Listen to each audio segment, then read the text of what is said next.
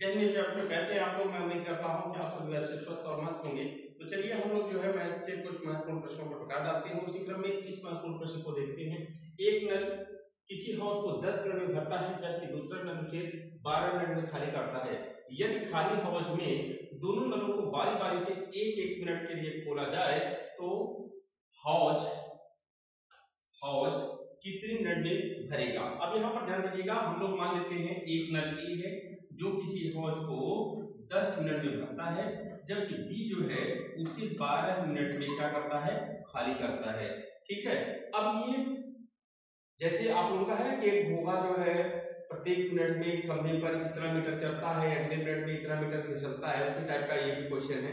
तो ध्यान दीजिएगा, तो भैया ये जो है आपका भरने वाला है और ये खाली करने वाला है। अब दोनों का एलसीएम ले लेते हैं, 60 भाग आ जाएगा। अब 10 छक्के 60, ए एक मिनट में 6 भाग भरेगा जबकि बी एक मिनट में 5 भाग खाली करेगा। ठीक है, अब ये खाली करेगा। चलिए भैया, अब यहाँ पर ध्यान दीजिएगा, इसका मीन्स है कि पहले मिनट में बारी बारी से चूंकि खोलने की बात हो रही है, ये पहले मिनट में खुला और गया 6 भाग भर दिया। अब अगले मिनट में बी को हमने खोल दिया और वह गया 5 भाग खाली कर दिया। इसका मीन्स है 1 भाग पानी रह गया और इस प्रकार से एक चक्र पूरा हो गया। एक चक्र मतलब हो गया कि पहले मिनट में ए गया है भरा है, दूसरे मिनट में बी गया है 5 भाग खाली कर दिया। एक बार आपको मौका मिला, एक बार दूसरे को मौका मिला, इस प्रकार से एक रोटेशन कंप्लीट हो गया। और एक रोटेशन में कितने मिनट का समय लगा भैया, 2 मिनट का समय लगा। कितना? 2 मिनट का समय लग गया। ठीक, अब यहाँ पर हमको भरना कितना है, 60 भाग।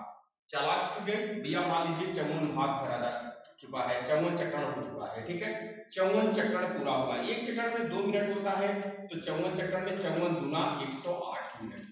108 मिनट में आपका कितना भाग भरा गया, तो आप कहेंगे 54 भाग भरा जा चुका है।